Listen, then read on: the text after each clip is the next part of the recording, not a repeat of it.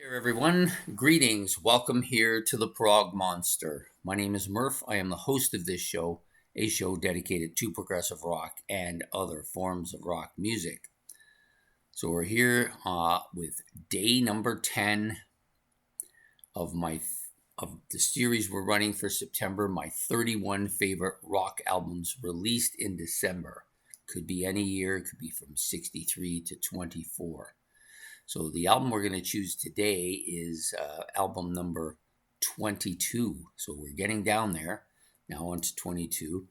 So basically what I'm doing in this series, for those of you who are coming in at this stage of the game, is I'm picking out my 31 favorite albums that were released in the month of December. Could be any year, dating back to 63, which I think is kind of the first year when albums kind of started really happening, all the way up to the current year we're in.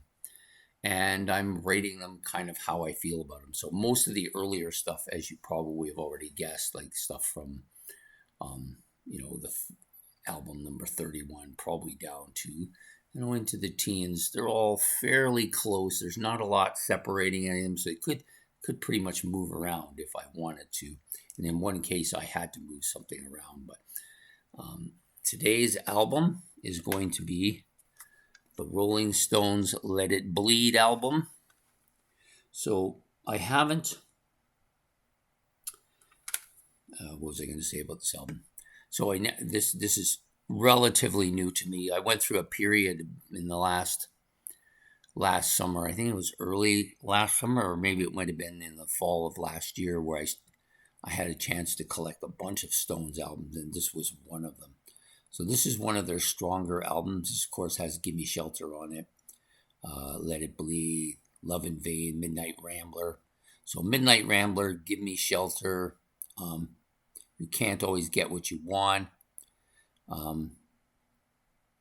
These are the kind of the big tracks on here. This is a kind of remastered version of it as well. You'll see that on the bottom of the album right here, remastered. Really strong album. I don't think there's any bonus tracks on this. Just let me check here for a second. No, it's just a basic thing.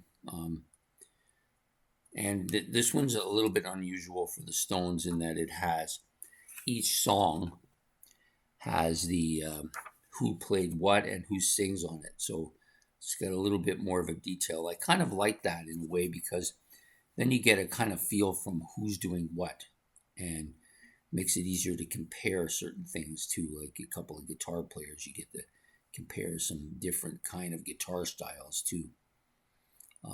Anyways, most of these selections, of course, written by Richards and Mick Jagger, one of the better kind of dynamic duos in rock history. I do like this album quite a bit. It's kind of falls right into my desire to eat. Yeah, quite a good album. Anyways, like most Stones albums, this is kind of poppy, but this one has a lot of those real catchy poppy songs, and just really kind of giving you that kind of rocky feeling that they were known for in the 60s, and this is just, I think, one of the better albums from that time period as well. So excellent album.